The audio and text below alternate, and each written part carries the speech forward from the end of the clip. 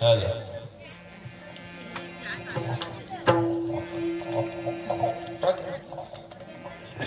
Hello hello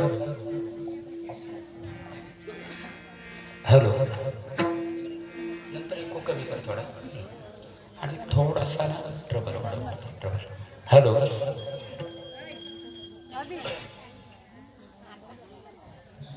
हा हा त्याला गेन दे. हा हा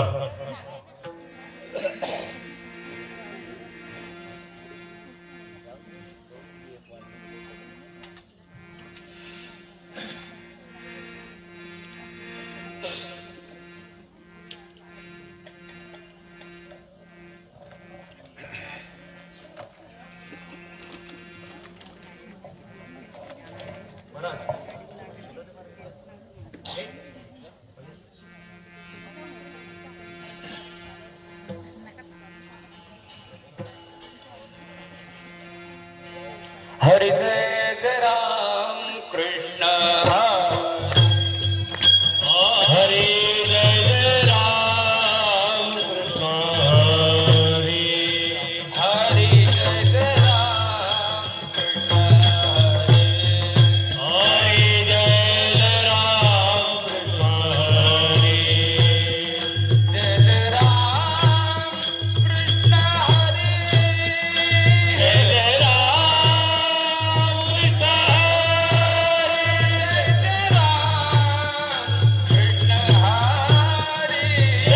जय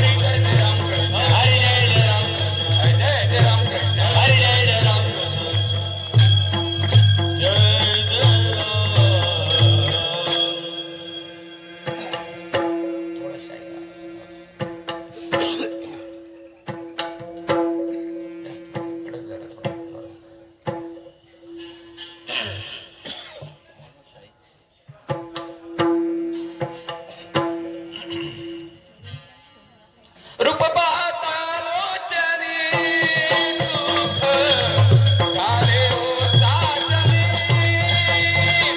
सुख झाले हो साजने सुख झाले हो साजने रूप पाहता लोचने सुख झाले हो साजने सुख झाले हो साजने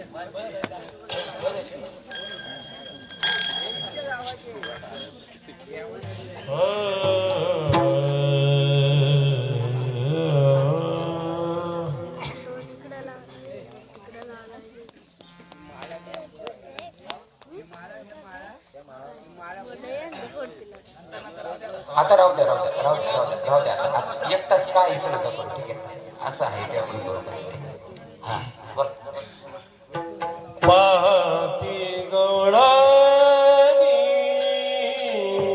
पाकी गवळणी पाकी गवळणी पाकी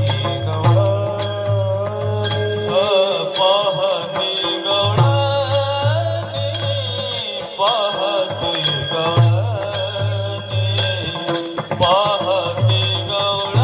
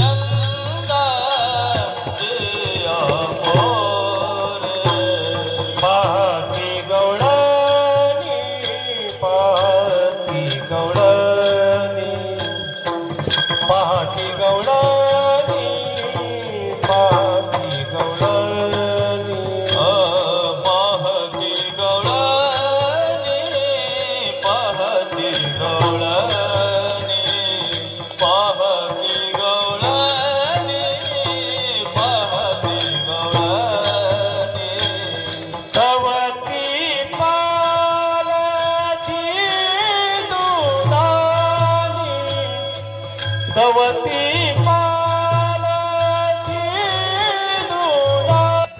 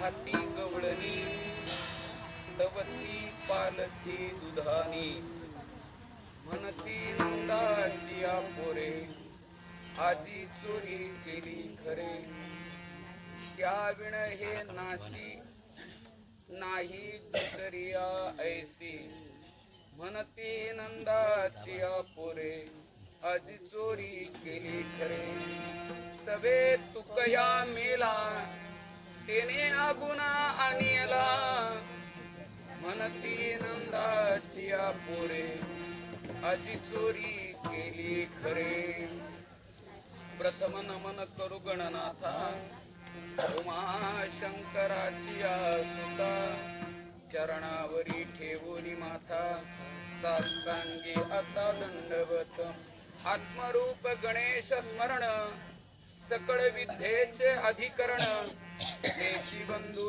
श्रीचरण श्री गुरूंचे नमो विशद बोध विदग्धा विद्यारविंद प्रबोधा पराप्रमे प्रमदा विलासिनी नमो जगदखिल पालना मंगलमणी निधाना सज्जन वन चंदना आराध्यलिंगा प्रभो तुम्ही महेशाची मूर्ती मी तव दुबळा अर्चित से भक्ती बेल जरी गंगावती स्वीकाराल की नमो सद्गुरु तुकया ज्ञान दीपा नमो सद्गुरु सच्चिदानंद रूपा नमो सद्गुरु भक्त कल्याण मूर्ती नमो सद्गुरु भास्करा पूर्ण कीर्ती ज्ञानदेव म्हणता माया गेली समूळ विलया संत महिमा वर्णू किती निर्जीव चालविल्या भिंती सच्चिदानंद रूपाय विश्वोत्पत्त्यादि हेतवे तापत्रय विनाशाय श्रीकृष्णाय वयं नमः पांडुरंगा करो प्रथम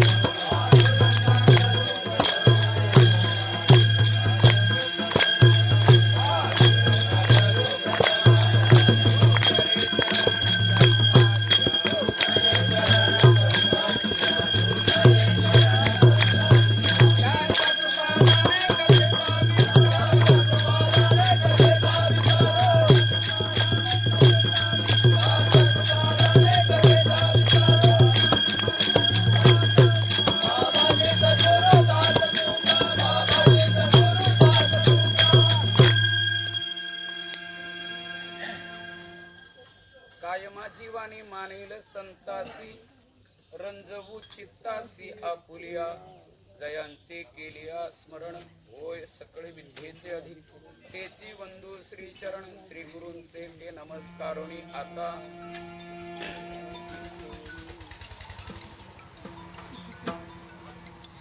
पाहती गवळणी तवती पालथी दुधानी म्हणती नंदाची पोरे अशी चोरी केली खरे प्रस्तुत प्राप्त स्थळी प्राप्त प्रसंगी कीर्तन रूपी सेवेकरता निवडलेला अभंग जगद्गुरु जगदवंदनीय श्री संत तुकोबाराय यांच्या गवळणपर सदरातील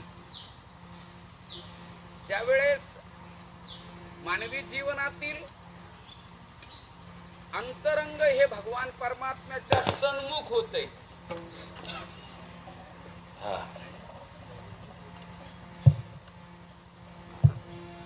बाहेर धावणारी मानवी जीवनाची वृत्ती ही जेव्हा अंतर्मुख होते जिला आम्ही ज्ञानोत्तर भक्ती म्हणतोय त्या भक्तीचा परिचय प्रस्तुत केलेल्या गवळणीच्या माध्यमातून जगद्गुरु तुकोबाराय देतात. विठाला विठाला विठाला विठाला विठाला विठाला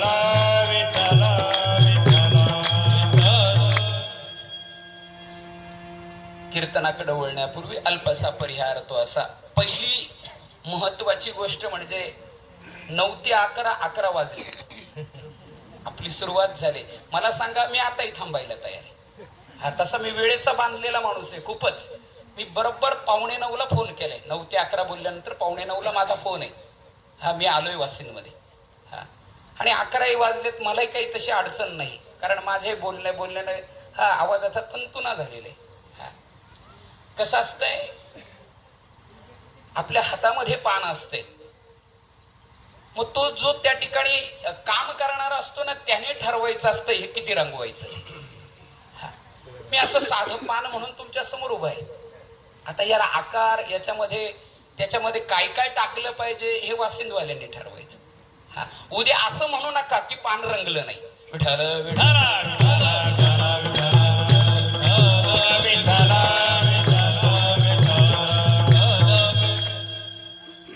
या ठिकाणी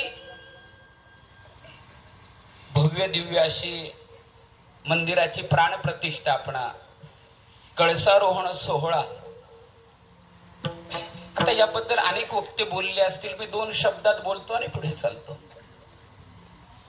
ज्यांनी भूमी दिली, नामदेव महाराजांचं वचन आहे, भूमिदाने तू होशी भूपती.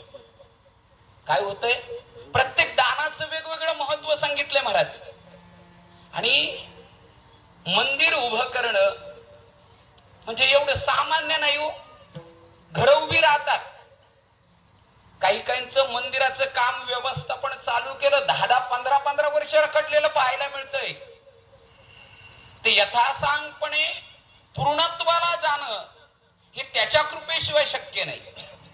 आणि जेव्हा त्याची कृपा होते ना, आणि मग अनेकांची अशी कधी कधी अपेक्षा असते की मला द्यायचं होतं, मला तिथं माझं काहीतरी जायला हवं होतं, मला पोहोचायला हवं होतं, माझी मदत सहकार्य त्या ठिकाणी जायला हवी होती. पण एक वाक्य ऐका, त्या मंदिरासाठी कोणाचं घ्यायचं आणि कोणाचं नाही घ्यायचं हा तो ठरवतो. आपली कधी कधी इच्छा असताना सुद्धा अनेक प्रतिबंध उभे असतात, आणि ते प्रतिबंध यदा कदाचित आपलं भाग्य, आपलं कर्मच उभं करत असे. आलं का लक्षात? कितीतरी गर्भ श्रीमंत आहेत, त्यांच्याही कानावरती ही वार्ता गेलेलीच असते. पण जे भाग्यवान असतात ना, त्यांचं यथायोग्य ठिकाणी हे दान संकलित होत असते. जगामध्ये सगळ्यात मोठं जर काय असेल ना, तर 3 गोष्टींची शुद्धीचा विचार सांगितलाय. पहिली आहे मनाची, दुसरी आहे तनाची आणि तिसरी आहे धनाची. आपल्या मनाची शुद्धी ही ध्यानानं होते, तनाची शुद्धी ही स्नानानं होते, आणि धनाची जी शुद्धी आहे ती दानानं होते. आणि म्हणून जोडोनिया धन उत्तम व्यवहारे, उदास विचारे वेच करी. माऊली ज्ञानोबाराय, जगद्गुरु तुकोबाराय म्हणतात की माणसाने धन कमवलं पाहिजे, पण कमवलेल्या धनातील एक जो आपला भाग आहे ना, तो सत्कार्यासाठी जर धन खर्ची केलं ना, तर पहा काही काहींच्या घरामध्ये एवढी गडगंजा श्रीमंती आहे की त्या श्रीमंतीचा 8-8, 10-10 पिढ्यांचा जरी विचार केला तरी बसून खातील एवढी श्रीमंती आहे. पण काही काहींच्या घरात वंशालाच दिवा नाही. मी वासिन भाग सोडून बोलतो. काय बरं, काही काहींच्या घरात आहे तर त्याचं वय वर्ष 25 आणि बुद्धी आहे 10 वर्षाची. हा परिणाम कशाचा? आम्ही आमच्या जीवनामध्ये यथायोग्य जर धनाची शुद्धी केली नाही तर धन आमचं जीवन, आमच्या भावी पिढीचं जीवन विकृत केल्याशिवाय राहणार नाही. आणि म्हणून सर्व आश्रयदाते असतील, ज्याने तन मन धनाने या ठिकाणी योगदान दिलंय, त्या सर्वांना धन्यवाद देतो. या ठिकाणी सेवेसाठी निवडलेली जी गवळण आहे ती गवळण जगद्गुरु तुकोबारायांची. आणि जगद्गुरु तुकोबाराय या गवळणीचं भावविश्व व्यक्त करतात. पहा किती वाजले? 11:10 बरोबर. आपण 12ला थांबू, त्याच्यामुळे मी आता अवांतर काही बोलतच नाही. या ठिकाणी चिंतन सांगताना असं सांगितलं जातंय की ज्यावेळेस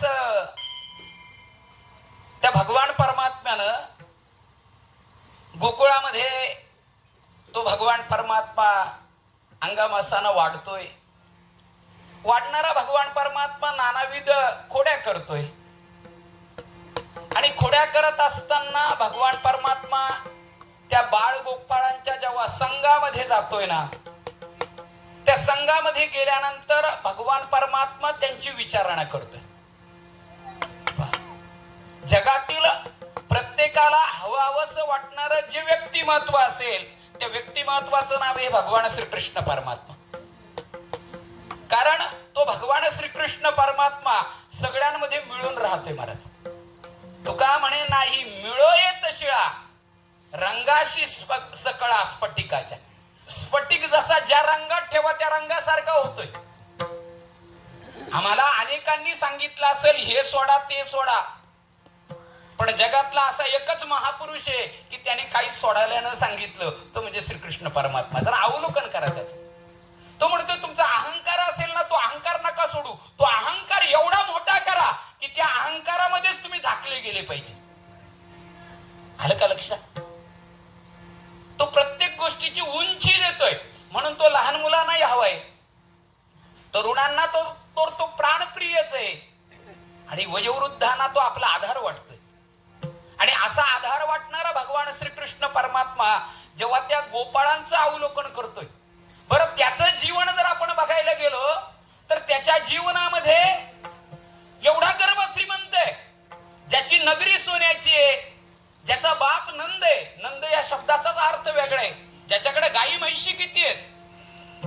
आणि एवढा श्रीमंत माणूस जेव्हा जमिनीवर काम करतोय, आपण म्हणतोय ना, आणि तीच लोकांच्या स्मरणात राहतात जे खाली काम करतात. माणसाचे पाय जमिनीवर असले पाहिजे. जमिनीवर ज्यावेळेस तो भगवान परमात्मा सर्वसामान्य शोषितांपर्यंत पोहोचतोय आणि जे उपेक्षित जीवन जगतात ना त्यांची विचारणा करतोय. तो काय रे, अरे आपल्याकडे तर एवढी संपन्नता आहे, तुम्ही असे कसे?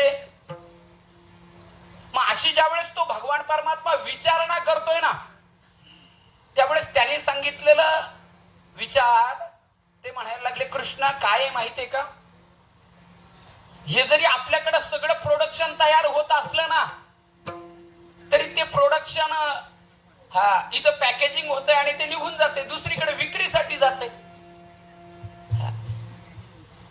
मग घरामध्ये काय राहते? काय नाही म्हटले, घरामध्ये जे उरलेलं सुरलेलं ताक राहते ना, गवळीयांची ताक पिरे कोण पोरे चांगली, हे सगळं घरामध्ये राहतंय. मग असं सांगितल्यानंतर भगवंतानं सांगितलं, जे आपल्या हक्काचं आहे ते आपल्याला मिळालं पाहिजे. लक्षात घ्या, जे आपलं आहे ना ते आपल्याला मिळालं पाहिजे आणि त्या अधिकारासाठी आपण लढलो पाहिजे. भगवान परमात्मा तेव्हा संघटन उभं करतोय. बरं, ते संघटन उभं करत असताना भगवान परमात्मा त्या गोपाळांना सगळ्यांना एकत्र करतोय. संघटन एकट्याचं उभं राहत नाही, अनेकांचं एकत्रीकरण. आणि जे मंडळ उभं करतोय त्या मंडळाचं नाव देतोय चौर्य मंडळ. आणि देवानं सांगितलं, तुम्ही जर अध्यक्ष झालं तर लोक तुम्हाला नावं ठेवतील, त्यामुळे या मंडळाचा अध्यक्ष मी होतो. त्या मंडळाचा अध्यक्ष भगवान परमात्मा झाला. आणि भगवान परमात्मा झाल्यानंतर भगवान परमात्म्याने सांगितलं, जे जे सात्विक आहे ते आपल्या गोकुळाच्या बाहेर जाऊ द्यायचं नाही. मला सांगा, इथं बसलेल्या बऱ्याच महिला असतील, माता भगिनी असतील, आपण अनेक वेळा पूर्वी लावायचो ना, आता लावतात का नाही माहिती, काय लावायचो? काशी शब्द माहितीये ना, हा लावायची की नाही? आता दुसरा शब्द आहे भाजीपाला, वांगी, काही काही शिरोळे असतील, हा मग आपण सगळ्या जणी लावत असायचो. मला सांगा, लावल्यानंतर वाकडा तिडका असलेला तो शिरोळा घरी ठेवायचो की बाजारात विकायला न्यायचो? किडलेली वांगी घरी ठेवायची की विकायला न्यायचो? मग जर आपल्यासाठी जर हा नियम असेल तर गोकुळात पण तोच नियम होता. जे चांगलं होतं ते बाहेर जात होतं. आज सुद्धा आपण जर आपल्या भारताचा जर विचार करायला लागलो ना, IT क्षेत्र असेल, तंत्रज्ञान असेल, त्यानंतर जे शास्त्रज्ञ ज्यांना म्हणतोय, आज आपल्या भारतातील तत्ववेत्ते शास्त्रज्ञ जर आपण बघितलं तर इस्रो मध्ये काम करतात. अमेरिका, अनेक देशांनी आपला देश चालवण्यासाठी त्यांच्या बुद्धिमत्तेचा विचार करतात. मग ज्यावेळेस आपलं तत्वज्ञान बाहेर जातंय तेव्हा तो देश विकसित होतो. मग आपलं काय? हा विचार आपण कुठेतरी केला पाहिजे. आपलं काय सांगा ना, इथला गुणीजन वर्ग आहे. आता हे काही माझा बोलण्याचं, पण इथल्या गुणीजन वर्गाला जर तुम्ही व्यवस्थित व्यासपीठ दिलं नाही, तर तुम्ही जर त्यांना रात्रीलाच बोलवायला लागले तर ते कसं काय येतील सांगा. ती व्यवस्था पण आहे. आणि मग सांगायचं बरं त्या बिचाऱ्याला रात्रीचं 1च वर्षातलं कीर्तन, आणि मग सांगायचं बुवानी काही व्यवस्थित कीर्तन केलं नाही, तो काय करेल मला सांग. इथले अनेक कलाकार असतील, त्या कलाकारांचं आम्ही संगोपन केलं पाहिजे, सांभाळलं पाहिजे त्यांना. आणि त्यांना जर सांभाळलं तर आम्हाला बाहेर बघायची गरज नाही ना. हा विचार भगवान श्रीकृष्ण परमात्मा सांगतो. त्यानं ते मंडळ सगळ्यांना शोषितांना उभं केलं. जे आपलं हक्काचं आहे ते आपल्याला मिळालं पाहिजे, आणि म्हणून सगळ्यांना उभं केलं, एकीचं बळ तयार केलं आणि सांगितलं जर आपल्याला तसं मिळत नसेल ना, मागून आपला हक्क मिळत नसेल तर तो हिसकावला पाहिजे. यार तरी यार लागे, यार तरी यार लागे,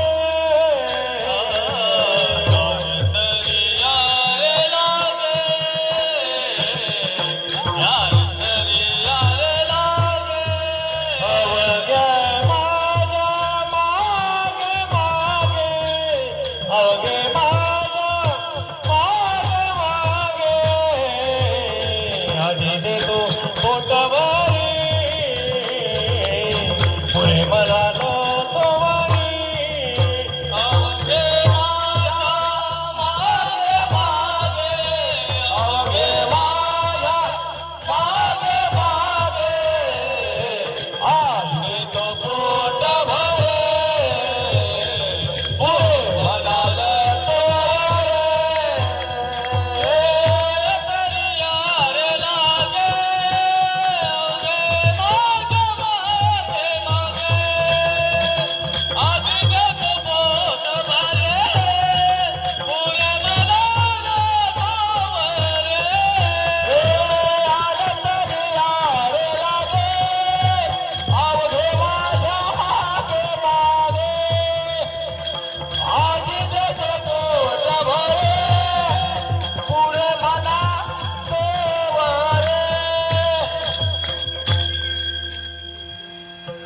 भगवान श्रीकृष्ण परमात्म्यानं सगळ्यांना आव्हान केलं. या म्हटले काय, या तर तुमच्या जे हक्काचं आहे ना, मी त्याच्यासाठी उभा आहे. काय आहे, आज आपल्या सामाजिक व्यवस्थेमध्ये जर आपण बघितलं ना, तर आपण बारकाईने बघितलं ना, तर आपण अनेक विषय असतील त्या मार्केटमधनं हा जो स्थानिक वर्ग आहे ना, तो बाद व्हायला लागले महाराज. तुम्ही कोणतंही बघा, मग ते मेडिकल क्षेत्र असू द्या, त्यानंतर आज मॉल संस्कृतीने आमचा सर्वसामान्य माणूस उभा नाही केला ना. आज मला सांगा ना, तो कुठेतरी पाठी घेऊन बसतोय आणि आम्हाला सवय लागलेली असते, आम्ही पर्स घेतो आणि त्या पाटीवाल्याकडे नाही घ्यायला जातो, आम्ही कुठं जातोय. त्यामुळं काय झालंय, ते आज जरी आमच्यासाठी जरी उभा असलं, पण त्याच्यानं आमच्या घरामध्ये जी उदरनिर्वाहाची व्यवस्था व्हायची ती बंद झाली ना. आज त्याला कुठेतरी वॉचमन, त्याला कुठेतरी ती त्या स्वतःच्या अर्थविवंचनेसाठी त्याला वेगळा मार्ग पत्करावा लागलाय. आणि भगवान परमात्मा ती स्थानिक व्यवस्था उभी करतोय, आणि ती स्थानिक व्यवस्था उभी करत असताना भगवान परमात्म्यानं त्यांना सांगितलं काय करायचं. मग अनेक ठिकाणी भगवान परमात्मा चोऱ्या करतोय. आता लोक म्हणते देवानं चोरी केली, एवढ्या मोठ्या व्यासपीठावर न सांगता. अहो जरा नीट ऐका, देवानं कशाची चोरी केली हे तर लक्षात घेतलं पाहिजे. ज्याच्या घरी दह्या दुधाचे पूर वाहत होते, तर तुमच्या आमचं घरचं लोणी खायला का एवढा वेडा आहे का सांगा ना मला. चित्त चोरी येले नंदाच्या नंदरी. आता काय होते माहितीये का, आम्हाला एखादा सिद्धांत तसा कळत नाही म्हणून तो गोष्टी रूपानं तुमच्या आमच्या समोर प्रतिपादित करावा लागतो. आणि म्हणून त्या भगवंतानं चोऱ्या करायला सुरुवात केली, आणि देव चोऱ्या करतोय म्हटल्यानंतर गोकुळामध्ये चर्चा व्हायला लागली, चोरी व्हायला लागली. जे दही दूध लागते ते घेऊन जाण्यासाठी दही दूध मिळत नाही. मग अनेकांना शंका यायला लागली. मग ती शंका व्यक्त करताना बरं पोरग मोठ्याचं नाव कसं काय घ्यायचं? मोठ्याच्या पोराचं नाव घेता येईल का? पण सगळ्यांना वाटत होतं चोरी हाच करतोय. एकदा काही महिला गेल्या ना, ते यशोदेच्या दारात गेल्या. यशोदेला सांगायला लागलं, ए बाई, आम्हाला असं वाटतंय तुझा पोरगा काही मुलांना घेऊन चोऱ्या करतो. यशोदेने सांगितलं, बाई, चार चौघात असं काही बोलू नका. म्हटले, का ग? नाही म्हटले, त्याचं अजून लगीन व्हायचे. माझा पोरगा चोऱ्या करतोय असं जर माहित झालं तर त्याला देईल कोण पोरगी? आणि जेव्हा भगवंत चोऱ्या करतोय त्यावेळेस नानाविध गवळणींनी त्यांना आव्हान केलं. आणि देव असा आहे की तो प्रत्येकाची आव्हानं स्वीकारतो. एका गवळणीच्या दारामध्ये गेला भगवान परमात्मा. आणि त्या गवळणीच्या दारामध्ये गेल्यानंतर भगवान परमात्म्याने त्या ठिकाणी अष्टदळ काढलं होतं. आणि अष्टदळ काढलेला असताना हा दारामध्ये बाहेर उभा राहिला आणि सांगितलंय, हे घर कोणाचं आहे का? ती गवळण म्हणायला लागली, माझं घर आहे, माझं. तो कृष्ण म्हणतोय, तुझ्या बापाचं घर आहे का? हे त्याचे वाक्य. तर तो काय म्हणतोय, हे घर तुझं नाही, हे तुझ्या बापाचं आहे का? देईल तोंडावर, तुझ्या बापाचे हे घर. हे घर काय तुझ्या बापाचं आहे का? बरं, हे घर कोणाचं आहे? जरी आपल्याला भाड्यानं मिळालं असेल, त्याचा मालक दुसरा आहे ना. त्याचे मालक जर आपण असतो तर मला सांगा, केस न सांगता पांढरे का व्हावेत? दातांनी न सांगता राजीनामा का द्यावा? डोळ्यांनी आपल्यावरती न बोलता अविश्वासाचा ठराव का आणावा? हे सगळं दुसरं कोणाचं तरी. त्यांनी आपल्याला एक लिमिटेशन दिलंय, एक्सपायरी डेट दिले, तेवढ्या पुरतं तुम्ही वापरा. त्याची एक्सपायरी डेट संपली की ते दिसत असलं तरी लोक फेकून देतात. भगवंतानं सांगितलंय, माझं घर आहे. आणि बाहेर जे अष्टदळ काढलं होतं, रांगोळी. आता हा लहानगा भगवान परमात्मा तिला म्हणतोय, ए, रांगोळी अशी काढतात का? आता त्या निरागस बालकाचे बोल माणसाला किती गोड वाटतात. ते म्हटले, तुला येते का काढता? हो म्हटले, काढतो ना.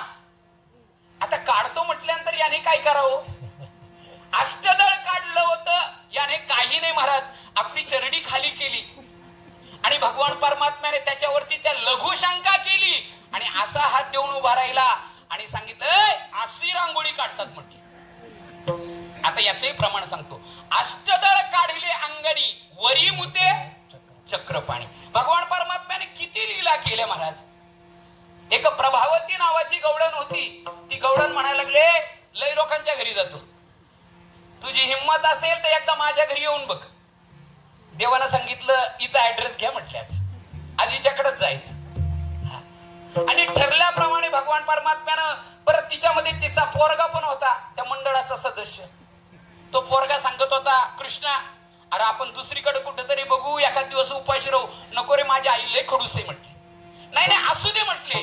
हा, माझ्याकडे आली ना की ती जरी वाकडा असला तरी तिचा आला की सरळ होतो.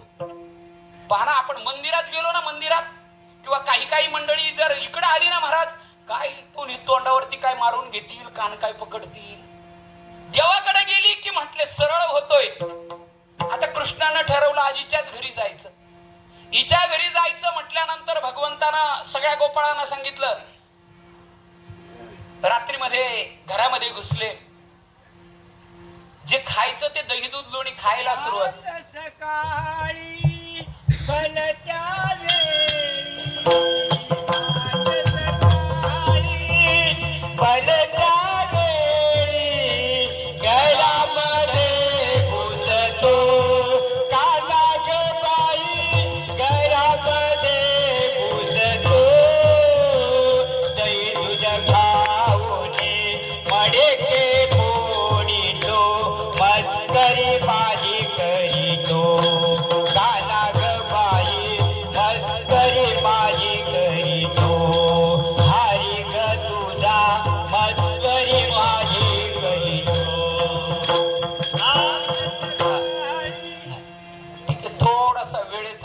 सांभाळतोय म्हणून घाई घाईत चाललोय.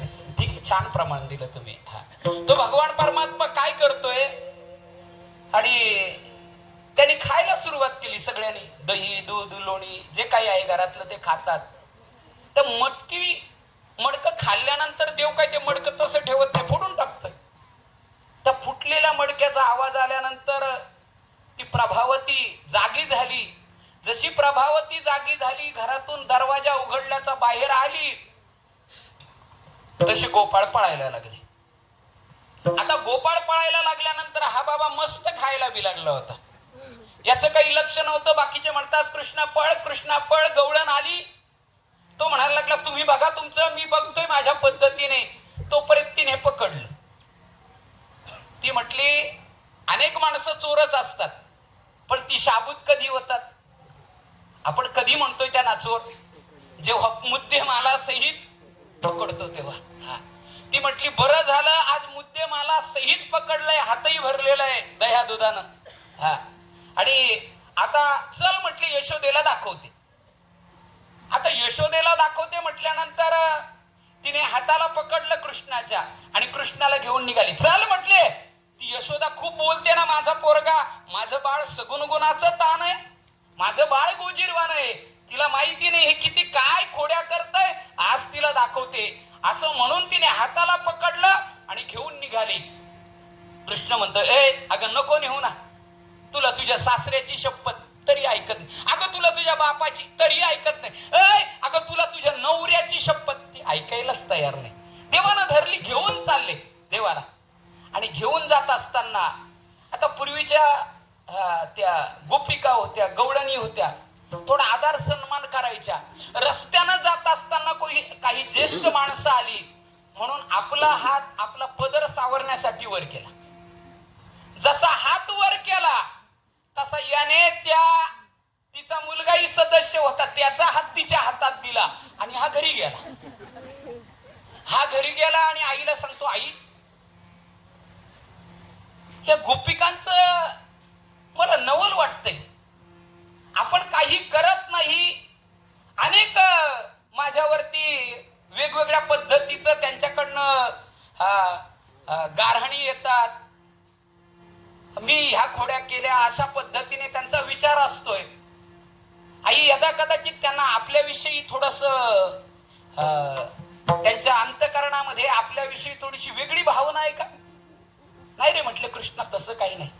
तुला बघायचं असेल तर बघ. तेवढ्यामध्ये तो आवाज कितपत आला, यशोदे हे बघ, यशोदे हे बघ.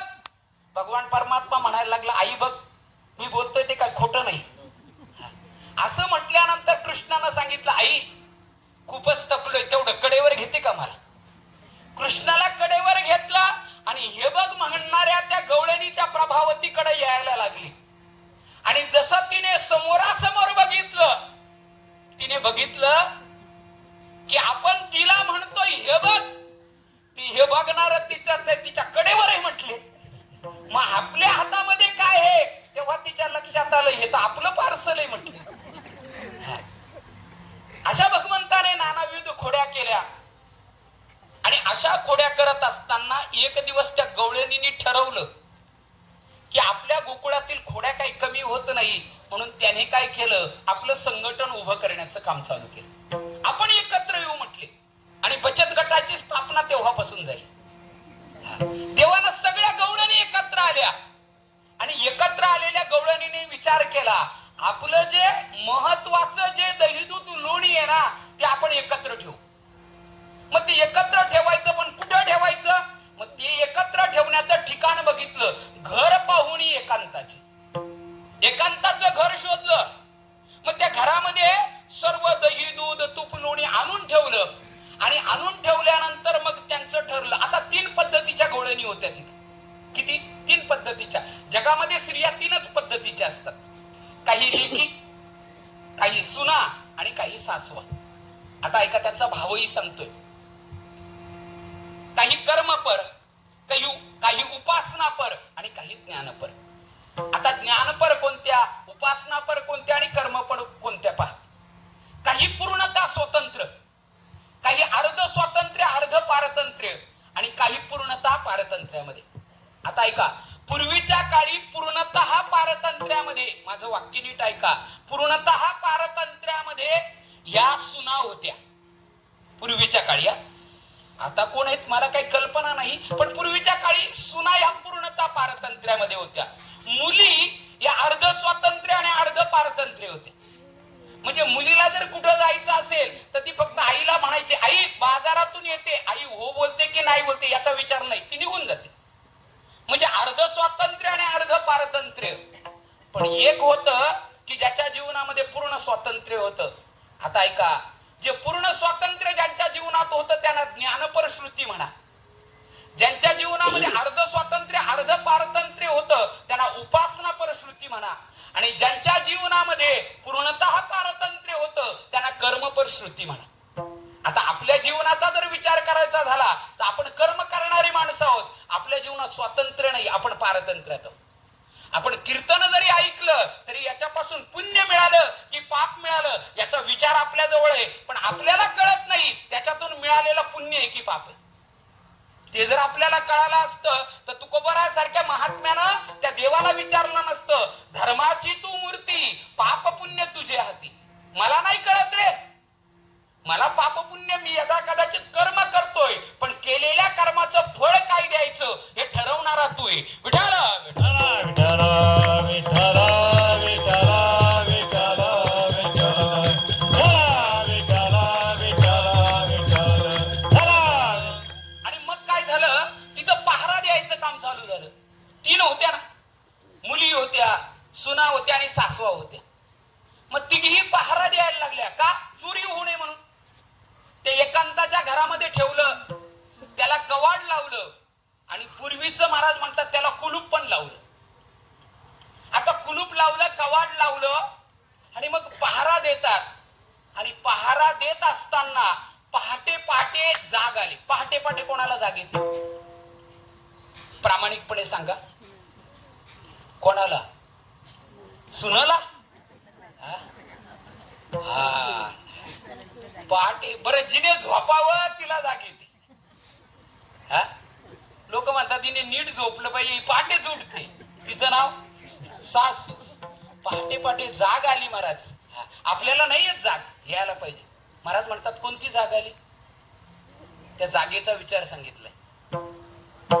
महाराज म्हणतात ती जी जाग आली ना, बाबा अहंकार निशिघन दाट, गुरु वचने फुटली पाट, माता भक्ती भेटली बरवंट, तिने मार्ग दागविला सोखटगा. महाराज कोणती जाग आली, त्या गुरुवचनाची पहाट फुटली आणि तिला ती जाग आली. आता जाग आल्यानंतर महाराज अनेकदा आपल्याला घरातली जागी करतात ना, पण आपल्याला जाग येत नाही ना. घरातली म्हणतात आता तुम्ही लुडबुड करू नका, एवढ्यात तरी माणसाने जाग झालं पाहिजे की नाही. पण लुडबुड करू नका असं सांगितल्यानंतर मग आपण काय केलं पाहिजे, आपण घरातलं काम कमी करून परमार्थाला वेळ दिला पाहिजे की नाही. उलट आपलं काय होतंय माहितीये का, आपण इकडे आल्यावरती पण तेच करतो ना. इकडे आल्यावरती काय करतो, जी संसारात लुडबुड करायचो ना, तिकडे आले की परमार्थात लुडबुड करतो. बरोबर आहे ना. महाराजांनी सांगितलं की त्या सासूला जाग आली म्हणजे ज्ञानपर श्रुतीला जाग आली. आणि तिला जाग आल्यानंतर ती उठली. उठल्यानंतर तिने कुलूप उघडलं आणि ते कवाड उघडून बघितलं. आणि कवाड उघडून बघितल्यानंतर तिला जे दिसलं ते अभंगाचं पाहती गौडने, पाहती गौडने, पाहती गौडने, पाहती गौडने, पाहती गौडने, पाहती गौडने.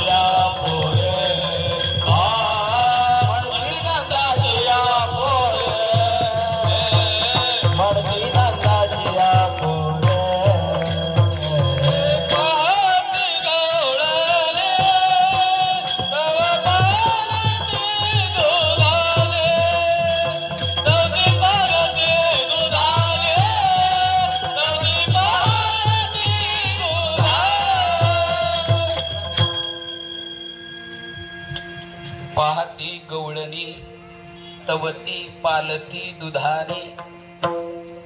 मग आता थोडस त्याच्यातला भाव असा सांगितलाय. मग तिने ते कुलूप उघडलं, दरवाजा उघडला. ते मडकं जे फुटलं होतं ते मडकं कोणतं फुटलं होतं तर ऐका. कुलूप भ्रांतीचे तोडिले, कुलूप भ्रांतीचे तोडिले, कवाड मायेचे उघडिले, कवाड मायेचे उघडिले, मडके अज्ञानाचे फोडिले, मडके अज्ञानाचे फोडिले, पायी तुझ्याच रे कृष्णा. हे कुठं फोडायचे? देवाच्या चरणाजवळ फोड. भ्रांती नावाचं जे होतं ते उघडून टाकलं कुलूप. त्यानंतर भगवंतानं ज्यावेळेस त्या गवळणीने बघितलं, पाहती गवळणी, गवळणीने पाहिलं काय झालं. तवती पालथी दुधानी. दुधानी काय केली होती? पालथी. आपण पालथ कधी घालतो? भांड पालथ पालथ संसारिक घालतो आपण सगळेजण जवळ. पालथ कधी घालतो? जेव्हा त्याला आतून स्वच्छ करतोय, बरोबर ना? आणि बरं, पालथ घालण्यामागचा हेतू एकच असतो की आता स्वच्छ केलंय, पुन्हा याच्यात काय गेली नाही पाहिजे. देवानं तेच केलं. हा, तुका म्हणे चित्त करारे निर्मळ. एकदा त्या विकाररहित झालेल्या अंतकरणामध्ये तो भगवान परमात्मा सांगतो, आता मी त्याला पालथ घाल. पाहती गवळणी तवती पालथी दुधानी. ते त्यांनी बघितल्यानंतर मग तिथे चर्चा चालू झाली. हा घोटाळा कोणी केला? सगळी चर्चा चालू झाली. हा, मग त्या कुजबुजीमध्ये एक गवळण म्हणून गेली. कोणी केला? अभंगाचं दुसरं चरण. म्हणती नंदाची या पोरे,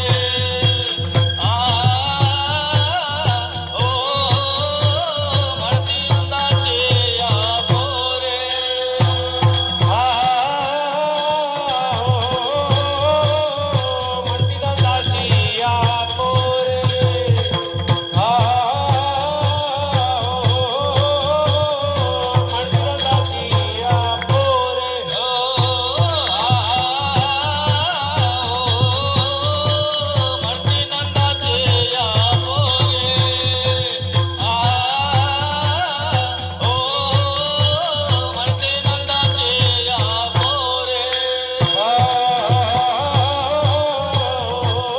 म्हणती नंदाची या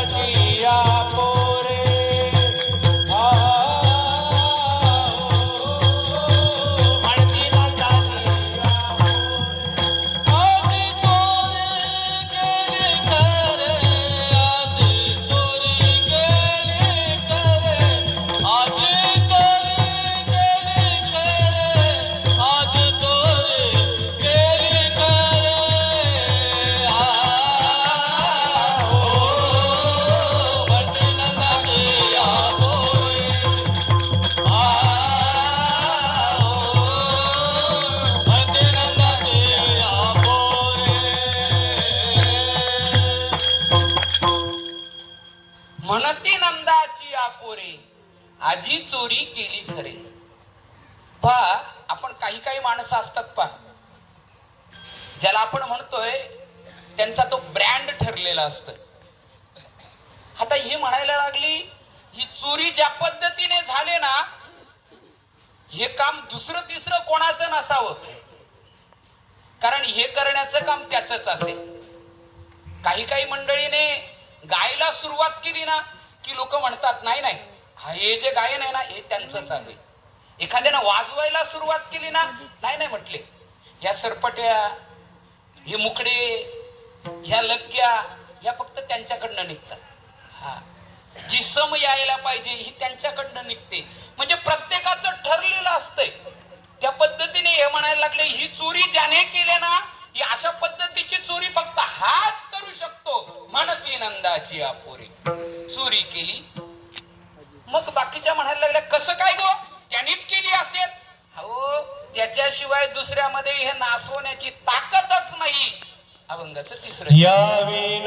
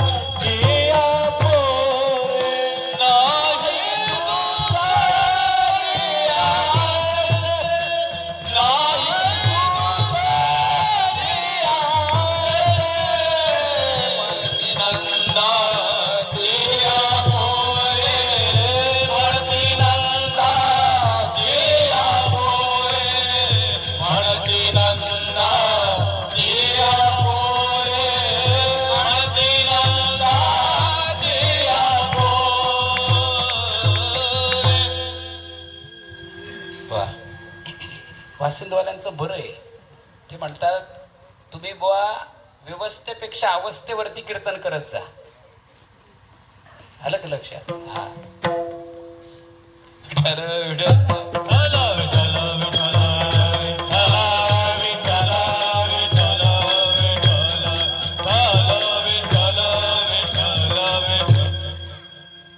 ती म्हणायला लागली त्याविन हे नाशी. नाशी शब्द वापरलाय पा. आपण जर बघितलं ना, जी मंडळी याच्या नादाला लागलेत, कोणाच्या? याच्या जे नादाला लागले ना महाराज, त्यांनी आपल्या जीवनावरती आपल्या संसारावरती तुळशीपत्र ठेवलं. अनेकांचं बघता येईल महाराज. हो, डॉक्टर नारायण महाराज जाधव आज आळंदीतलं सगळ्यात मोठं आदरणीय आणि ज्यांच्याकडे बघितलं जातं पवित्र व्यक्तिमत्व, स्वतः डॉक्टर असणारं हे व्यक्तिमत्व, त्या भगवान परमात्म्याचा काय लळा लागला महाराज. सर्वस्व समर्पित केलं आळंदीमध्ये. एखाद्या लहान बालकाचं जसं मन असावं तसं त्याविन हे नाशी. हे नाचण्याची ताकद त्याच्यामध्ये. म्हणून अनेकदा तुकोबाराय तुम्हा आम्हाला बारीक सल्ला देतात, हे जर खूपच संसारिक असाल तर त्या पंढरपूरला जाऊ नका म्हटलं. काय तिकडे जाऊ नका. त्याने एकदा जर तुम्हाला झपटलं ना तर तुमच्यावरती दुसरा रंग तो चढू देणार नाही. तो नाचण्याचं काम करतो. पंढरीचे भूत मोठे आल्या गेल्या झडपी वाटे, तेथे जाऊ नका कोणी, गेले ना आले परतून.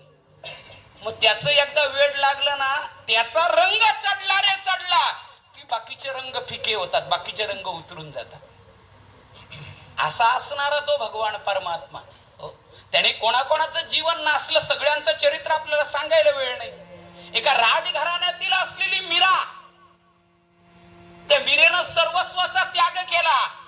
आणि काय केलं, त्या राजघराण्यामध्ये ती परंपरा होती त्या राजस्थानमध्ये की त्या कुलीन स्त्रिया घराच्या बाहेर पडत नसायच्या. पडदा असायचा, पदर असायचा.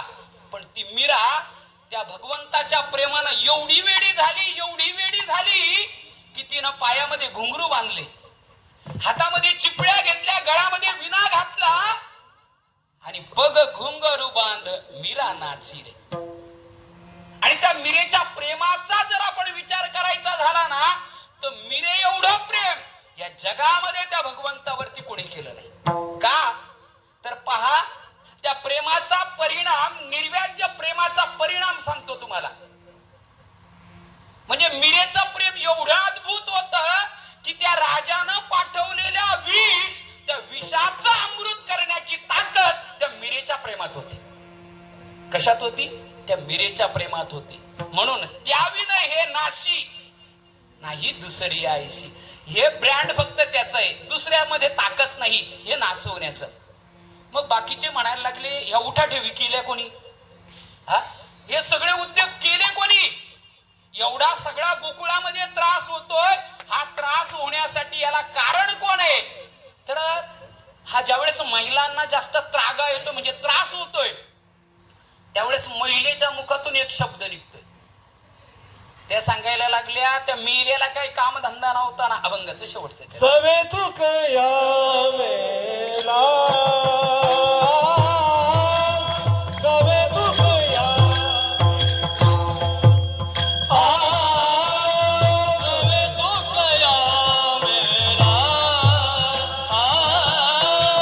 सवे तुक या मेला सवे तुक या मेला सवे तुक या मेला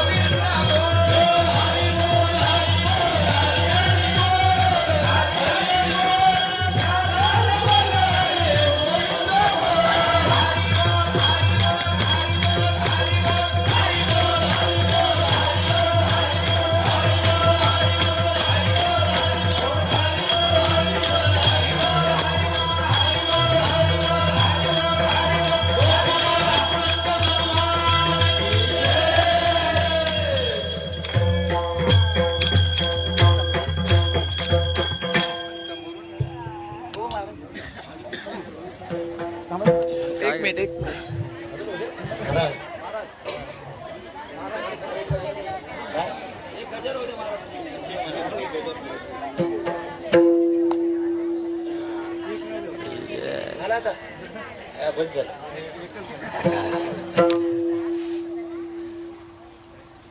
पाहती गवळणी तवती पालती दुधानी अरे यथामती यथावकाश. खरं म्हणजे प्रत्येक वेळेस कीर्तनाला निघालो की कोणतरी बरोबर असते, गाणारे वाजवणारे. पण आज या ठिकाणी थोडा आवाजाचा पण रोजच्या व्यस्ततेमध्ये पण त्या व्यवस्थेमध्ये सुद्धा आपण सगळ्यांनी सांभाळून घेतलं. तुम्हा सगळ्यांना धन्यवाद देतो.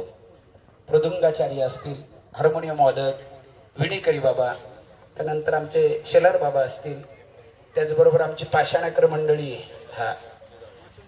मासोनेवाली आहेत सगळे, त्यानंतर आमचे शेळके दादा असतील, शेलवले दादा असतील, सगळ्यांचे भास्कर महाराज असतील, सगळ्यांचेच नावं ज्ञात नाहीत. मानवडे साहेब आहेत की बुवा 2-4 नावं घेतली इथून जातो कसा काय, तशी गाडी मी फिरवून ठेवलेली. काही काळजी करू नका. त्यामुळं काय होतंय माहितीये का, मी अनेकदा सांगत असतो की ठीक आहे, कधी कधी आपलं काय होतंय, आपले नामचिंतन सोहळे सप्ताह जर कुठल्या गोष्टीत अडकत असतील ना, तर त्या मान सन्मानाच्या प्रतिष्ठेच्या बंधनात अडकतात खरं म्हणजे. आणि मग तिथं लय मोठा घोटाळा होतो. म्हणून आपण मान सन्मानाच्या प्रतिष्ठेच्या आपल्या चपला बाहेर काढायच्या आणि मग या मंडपात आल्या ना काही आनंद, तो आनंद आपल्याला स्वीकारता आला पाहिजे. अशा पद्धतीने हा उत्सव संपन्न होतोय. आणि संपन्न होत असलेल्या उत्सवामध्ये आता या ठिकाणी ज्या महाप्रसादाची आपण वाट पाहतो, खरं म्हणजे जो काला भगवान परमात्म्यानं गोकुळामध्ये त्या गोपाळांना समवेत घेऊन केला, तोच वारकरी विचारानं तो काला आपल्या वाळवंटामध्ये वारकऱ्यांना घेऊन केला.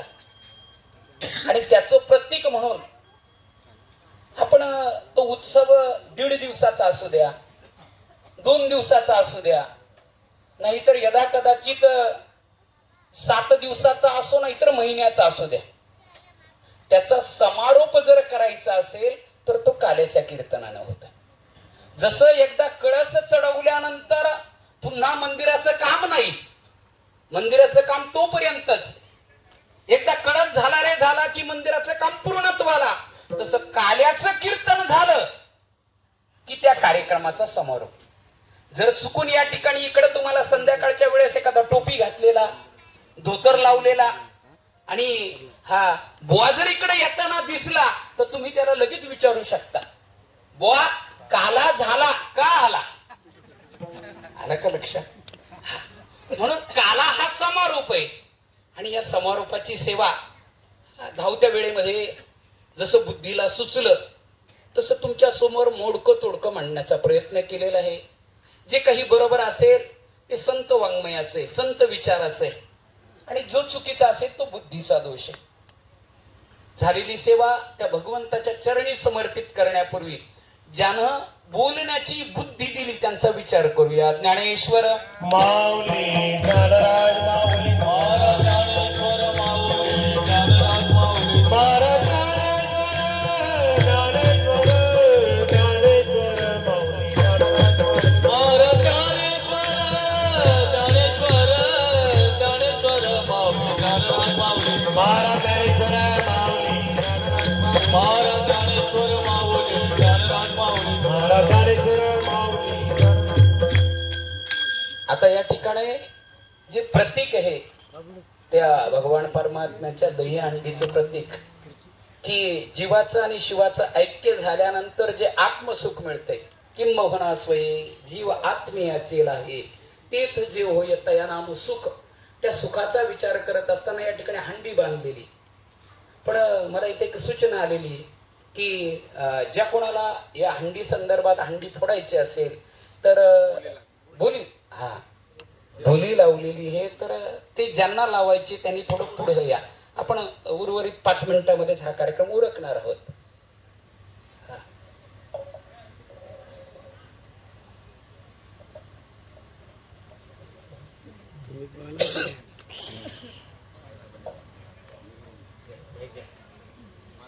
महाराज तुम्हीच बोला. ठीक आहे. याच ठिकाणी ठिकाणी संत मीराबाई महिला भजनी मंडळाच्या वतीनं 1001 ची बोली त्यांनी या ठिकाणी लावलेली आहे. पुढील बोली कोणाला जर लावायची असेल इच्छुकांनी लवकरात लवकर जाहीर करावी. या हंडीचा एकच उद्देश असा आहे की ज्याच्या पदरामध्ये ही हंडी पडेल तो सुख समृद्धाने वर्षात नांदेल. म्हणून ही हंडी महाराजच फोडते, परंतु ती हंडी झेलण्याचं जे काम आहे त्याच्या पदरामध्ये म्हणजे तो झोळी धरणार आहे. जो बोली लावेल त्याच्या पदरामध्ये ही हंडीची झोळी पडणार आहे. म्हणून या ठिकाणी ती बोली लावली जाते. आपल्या भागामध्ये नाही लावत, परंतु वर तिकडे अशी बोली चालते आणि खरोखरच त्याचा अनुभव त्या लोकांना येतो म्हणून ती हंडी घेत असतात. कारण ही हंडी भगवान परमात्म्याची आहे आणि ज्याच्या पदरामध्ये ती पडते त्याची भरभराट होते असा त्यांना अनुभव आहे. तेव्हा संत मीराबाई भजनी मंडळाने 1001 ची बोली या ठिकाणी लावलेली आहे. इच्छुक कोणी असतील तर त्यांनी ती बोली पुढे करायची आहे. ग्रामस्थ मंडळ खातिवली 2000 ची बोली ह्या ठिकाणी लावलेली आहे. ग्रामस्थ मंडळ खातिवली. संत तुकाराम भजनी मंडळ 3000 रुपये. संत तुकाराम भजनी मंडळ 3000 ची बोली या ठिकाणी लावलेली आहे.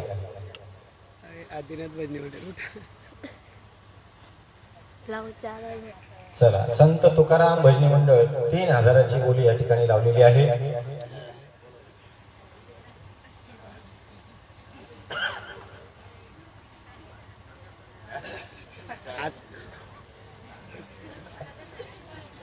खातिवली ग्रामस्थ 4000 ची बोली. तिकडनं काहीतरी आवाज येतोय.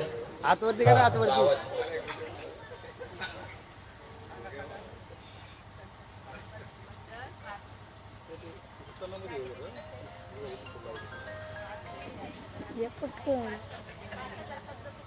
तुकाराम मंडळाची 4000 ची. तुकाराम मंडळाची एक पैसे घालायला लगेच आणलं आणि पुढे जायची बोले. तुकाराम मंडळाची 3000 ची ना.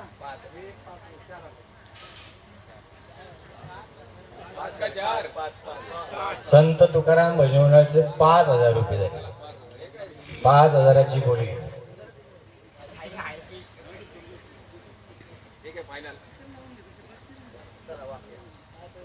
संत तुकाराम भजनी मंडळाची 5000 ची बोली आहे. बघा, 1 2 3.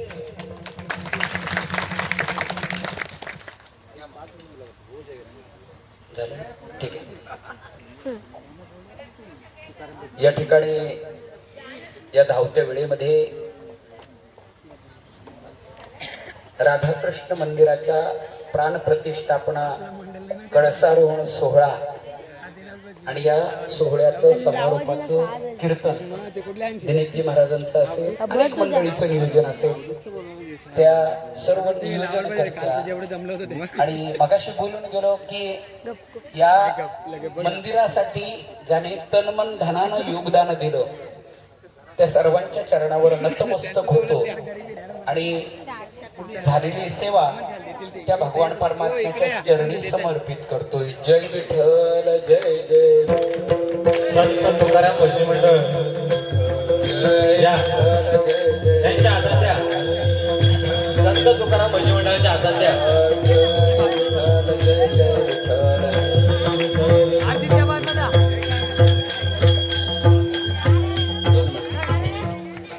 हा पकडतो शिंकेला नारायण महाराज, नारायण महाराज जोडीला हात लावा. नारायण महाराज, तुकाराम भजनी मंडळाचे मेंबर सगळे चला लवकर. हा, पैसे आम्ही कमी घेणार नाही, सांगून ठेवतो. वा वा.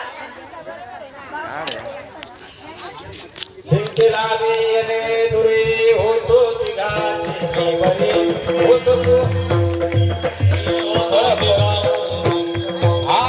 वाहतीच्या धारा या रे दोहीच्या कोपरा मी वारे दोहीकडे मुख पसोर निगडे का म्हणे अरे डोका आणि कवने नेते ऐका आणि कवने नेते ऐका आणि कवने नेते ऐका वारे दोहीकडे मुख पसोर निगडे मुख पसोर निगडे मुख पसोर निगडे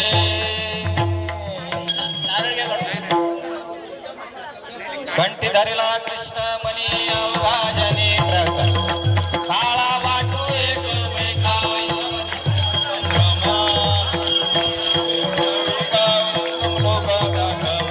काळा वाटो एकमेका तुका म्हणे भूमंडले तुका म्हणे भूमंडले तुका म्हणे भूमंडले तुका म्हणे झाली आणणार ते